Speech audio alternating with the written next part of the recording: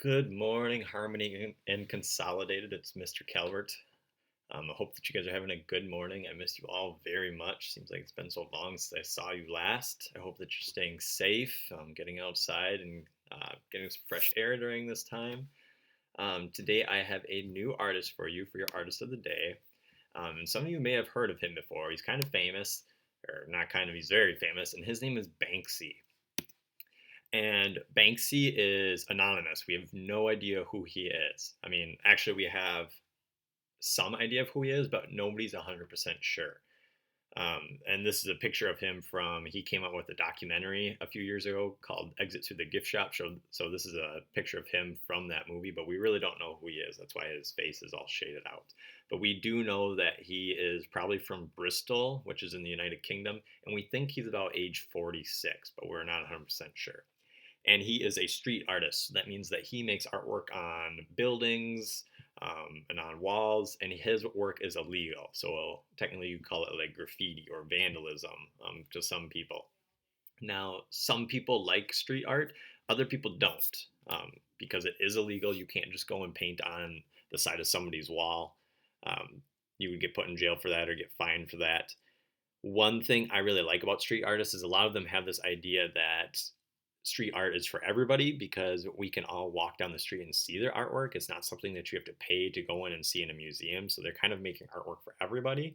And also times a lot of times street art is used to talk about things that are happening in this world too. So not only is he a street artist, but he's also an activist. He uses artwork to make a statement about things that are happening. So here is Bristol. It's over in the UK and England. We would be right here in southern Wisconsin. Okay. So a lot of times when we look at his work, it's kind of humorous. He oftentimes has kind of a witty or funny sense about his work. I also said it's very political. So a lot of times he's talking about things that are happening in the world with his artwork. And he does a style of graffiti where he uses a stencil. And a lot of you guys have used stencils to make artwork before, or like tracers. So he'll actually cut out a picture out of like cardboard or out of a sheet of paper, and then he tapes it to a wall. And then he spray paints inside the parts that are cut out. So a lot of times his colors are very simple. We'll see like black. A lot of times we'll see a gray, and then we'll see whatever color the wall is. So you can see this girl, she's actually only two colors, but you'll see it in some of his others where his colors are very simple, and that's because he's using a stencil. Um, Now, Mrs. Bennett, for those of you who are at Harmony, I know that this week her assignment was to listen to the Red Balloon. So she asked me if I would put together this presentation on Banksy because she knew that he had a very famous painting involving a red balloon. And this is probably his most famous artwork that he's done of this heart shaped balloon being blown away from this young girl. A lot of times, because he makes his artwork on the sides of walls and he's very famous, there are two different things that oftentimes happen, or actually three different things. Sometimes if it happens on your building, people will actually put like a big sheet of glass over it so people can't damage it. Um, Oftentimes too, other street artists will come and paint over his artwork or kind of deface it. So people like to put glass over it to try and protect that from happening. And also people will oftentimes actually remove the entire wall that his artwork is painted on because it's worth a lot of money. They'll actually cut the wall out and then they sell it at an auction to make money off of it. But that is not usually Banksy's intention. Usually he doesn't want his artwork to be removed from the buildings. So we saw the girl with the balloon. He's done a few different versions of that too. Last year, he went to sell a print of it at a place called Sotheby's, and that's a very famous place where they auction off really expensive artwork. And as soon as it sold, the artwork began to slide down the artwork, and Banksy had actually hidden a shredder inside of his picture frame. So it actually began to shred that painting. Um, and this happened right after somebody had spent like millions of dollars on this painting, and something like this had never happened before at Sotheby's. So that was all over the news when that happened. And it was supposed to shred the entire thing, but it actually stopped right when it hit the edge of the frame. So you can see that most of it's come out here, but if you see the actual finished picture, a lot of it just hangs out the bottom of the frame, and that wasn't on purpose. He had meant for it to shred the entire thing so the frame had nothing left inside it, but something went wrong when that happened.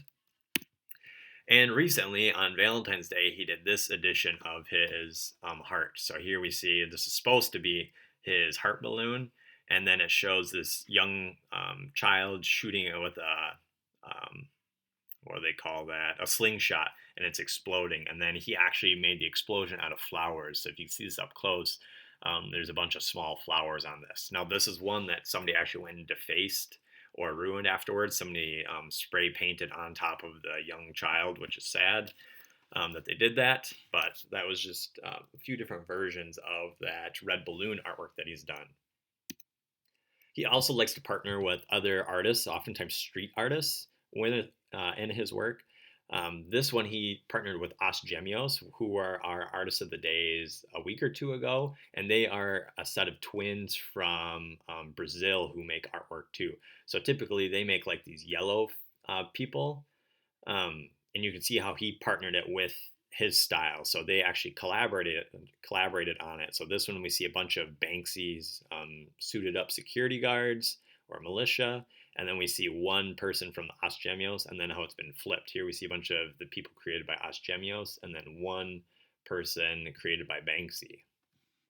Another one that he's done is he's referenced an artist named Keith Haring. So here we see one of Banksy's traditional figures. We see the black, this wall color, and then a little bit of white or gray. So he's really using three colors, like I mentioned before. A lot of times he uses like hooded people too with masks on. And then he made it look like this person's walking a dog, but the dog is obviously a very like cartoon version. And this is a way to honor a street artist from the 80s called Keith Haring, who's very famous. And here's kind of what Keith Haring's artwork looked like. So you can see the similarities. Keith Haring isn't alive anymore, but this is kind of his way to throw back to Keith Haring. Here's another one that he did in New York City. He went to New York for like a month and put up an artwork like every day. Here we see Ronald McDonald with his large clown shoes, and then a young man who's trying to make a living by polishing shoes. So you can see him polishing Ronald McDonald's large clown shoes. A few years back, he did something called Dismaland, which is based on Disneyland, but instead of it being really happy like Disneyland, he made it very dismal or kind of like a sad version of it. So here we see the castle from Disneyland, how he made it look very run down. And he also partnered with a bunch of other artists on this. So a lot of these artworks aren't actually made by Banksy. I'm not sure which ones were and which ones weren't. But he hired a bunch of other artists to come in and help make artwork for this kind of sad amusement park that he put on. So down here we see a guy sitting on a bench. This is an actual person sitting, but then next to him there's a sculpture of a woman being attacked by a bunch of pigeons. Okay, so this is a person on the right. That's the sculpture, and the person on the left, this is an actual person sitting on the bench. And here we see another sculpture of this is in reference to like SeaWorld, where oftentimes people are criticizing SeaWorld for having like pools that are too small for their whales. So it shows a small pool of water, which is the toilet, and then that killer whale coming, or that orca coming up out of the toilet to jump through a hoop back into another small pool of water. And recently, for COVID-19 or the quarantine that we're on, he actually just released this one like a week or two ago because he is stuck at home. He actually decided to make this artwork at his house. And he came out on Instagram and said that his wife does not like it when he has to work from home because he went and put this artwork up in their bathroom. So when we think of Banksy, a lot of times he uses rats in his artwork. That's kind of what he likes to use. So he painted these rats all over his all over his bathroom, and it shows them getting into a bunch of trouble. Like this one in the mirror is marking tallies of something on the wall. This one's tipping the mirror. We see that they're hanging off of things. This one's running on the toilet paper roll and it's running down. This one's squirting the soap down. So he actually did this one in his bathroom. Kind of a funny way to make artwork at home because he can't go out and do it outside. All right, so this is Banksy. Hopefully you guys enjoyed learning about him. He's probably the most famous street artist out there right now, but kind of cool to see all of his different works that he's done. All right, have a good one, guys. Bye.